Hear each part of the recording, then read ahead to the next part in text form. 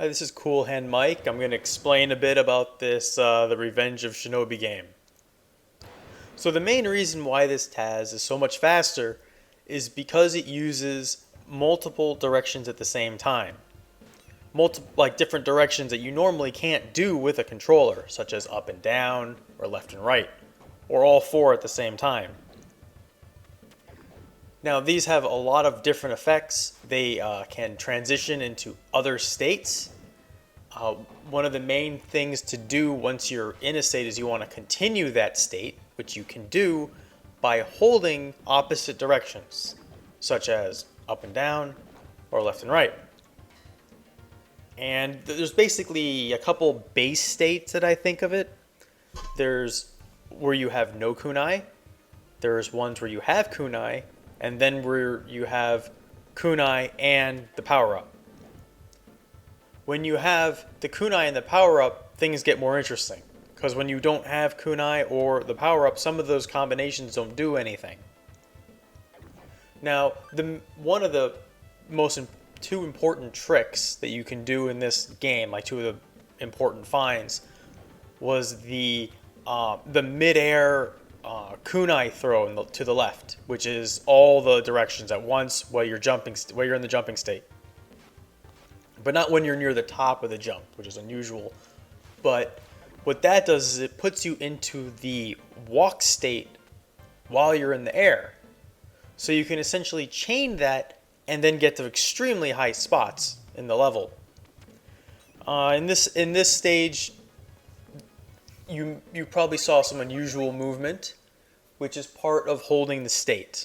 Now, this waterfall level here, there's a trick at the end where you will be able to see one of the more important jumping techniques, which is chaining of double jumps. And you can chain them infinitely, unlike in the normal game. That is all the directions and B. That's one of the combinations for it. You want to do that once you get out of double jump state, you just press that again, and there you go. You can go very long distances while in the air. One thing that I found here was when you do that all directions and B, before the frame that you hit the ground, you will do something I'm calling an airwalk, because you just bounce and you're walking in the air. And that state of walking in the air can be achieved several ways. Here, it may be hard to see, but when you walk off of a ledge and you're holding the state, which is like up and down or left and right, you'll be able to jump when you want, as long as you're in that walking state. This boss, what you can do is you go up there, you force the double jump, do the kunai wheel, and then you keep spamming the attacks, and he'll keep getting in. And he dies very quickly. This level, there's two layers. There's the front of the fence and the back of the fence. And whenever you do a double jump, it will move you to the other layer. So since you can do essentially what is a double jump right on the ground, or wherever you want in air while you're in the jump state, you can kind of see him glitching through the fence directly into a different layer at certain parts of this.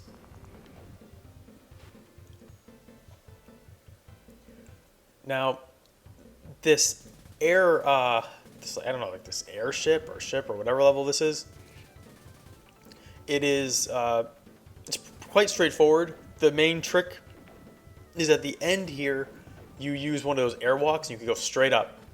It's quite a bit faster. That airwalk like that allows you to essentially do 3 jumps. You do the bounce, which is essentially the same height as a double jump. Then you can do another jump, and then another double jump. And that's without losing any time by doing that kunai in the air that shoots left, because that move, it freezes you in place. It freezes your horizontal position until you get out of it. So it's more situational for very high vertical distances you want to travel. It's mainly used in 2 levels. That's it. And some other parts where I'm playing around. This level has a lot of unusual, like kind of annoying enemy placement. A lot of the enemies are below you, and you don't have a lot of options to hit enemies below you other than the kunai wheel. This level is difficult to optimize. It maybe getting a different cycle would help a lot, but right now it's more beneficial to just eat the lag frames because there's a lot of stuff that goes on and you just get a lot of lag. I tried to minimize it, but it's kind of hard. Here, you want that the Arnold. He can carry a car or the box. You want him to have the box. Now that's about it. But in this vertical stage, it goes by very fast. But it was a fun level to do. There was a slight wait there while I was jumping on that gun because you want the gun to go down because there's a slight trick where if you're near the top of like near where a ledge that you can go on, the game will bump you up some pixels. This level with the kunoichi and the 2 layers is extremely fun to do. It's one of the more pleasing levels to watch because everything is very tight, and it came out quite well. I'm quite pleased with it. I especially like that little trick there. Normally, if you switch levels when you layers when you're covering like the road, you'll get stuck and the level will just move you left. However, if you're below there, you can survive. This truck, it's pretty straightforward. There's these orbs you have to destroy, but you have to wait for the last one. And here I use a little trick to get inside the truck. I'll explain it a little bit further. So when you're clipping into ceilings, I accidentally found it, and I was pretty impressed once it happened. And then I spent probably a day researching it.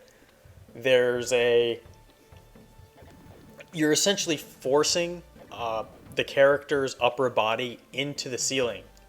He doesn't want to be there, so you have to force him to get into the ceiling more because the game's trying to force you out. You can do that by jumping or double jumping. And typically, it's better to do the double jump state and then get out of it, because that way you don't lose any forward momentum, because the other way is crouching. So what happens is that you land before you land, you do that all directions plus B, which will put you into that airwalk state. The airwalk state is essentially walking, but you're in the air. And what you do is when you have a low ceiling, you can get up near the ceiling, and you're in that shorter pixel height. And if you release it when you're crouching or when you're in the double jump state, even though you're walking, it's considered even though it looks like you're in the double jump state, you're just holding it. And then when you release it in either of those cases, crouching or the double jump state, your character's upper body will go into the ceiling. Then you press jump or double jump, and if you have enough height, you can get into the ceiling. Or not, it'll just push you left. I make use of that later. This boss here is fastest on revision 1. That's the main reason why you use revision 1. Just for this boss. It loads faster. It's about 100 frames faster than of the other versions. Some guy on speedrun.com found that. This surf level, it has lag frames every 8 seconds alongside 8.1. It is not as difficult or demanding as 8.1. 8.1 is very irritating. Both of these levels have the lag change, and if you have the same input and alternating frames or something of that nature, it just really screws you up. Basically, every time you make a revision, you have to redo surf and rain, which is the surf, that level, and the rain level up 8.1. This level was, it's very technical once you get past this initial part here, because there's this like low ceiling here, and you're basically being pushed at 50% whenever you're in that ceiling there, that top area or this area right here. I'm doing the all directionals, which normally freezes you in place, but because the game pushes you left, you just get that benefit, and you're just pushed. And then you could jump, and you could just do it and keep chaining it. Getting those damage boosts is very important. It really saves a lot of time. On 1-1 you can't do it because that dog, it just damages you and you lose your power. But and then you can't defeat the boss as quickly, so it doesn't work out. Godzilla was fun. I like Godzilla. Yeah, here's the rain level that I halfway despise, even though it came out really well.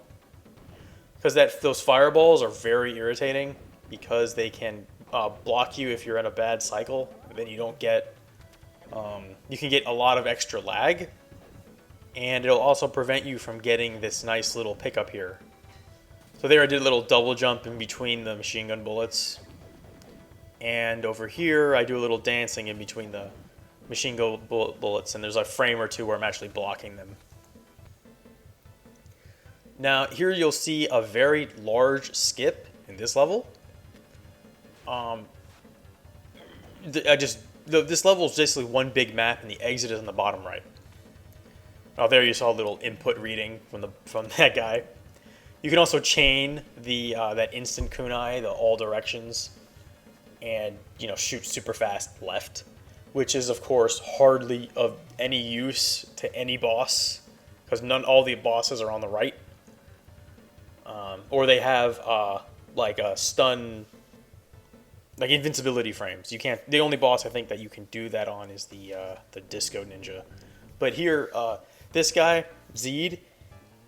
He's vulnerable in the first frame of that attack there, and if you there's a very specific subpixel above him, I believe, that will allow you to basically cancel his blue hair attack. Normally, he uses his hair like a whip. He shoots it out, it comes back. It's very time consuming, but I saw that. I was just messing with him, and it saves a ton of time on that boss. It's very demanding.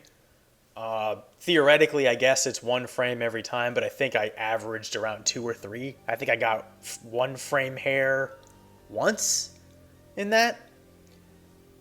But that maybe someone else who's better at subpixels or whatever could look at that in the future if they like. I spent like over a day on that stupid boss just trying to get that to work right. So that was a Revenge of Shinobi. I tried to make it as fast and stylistically pleasing as possible.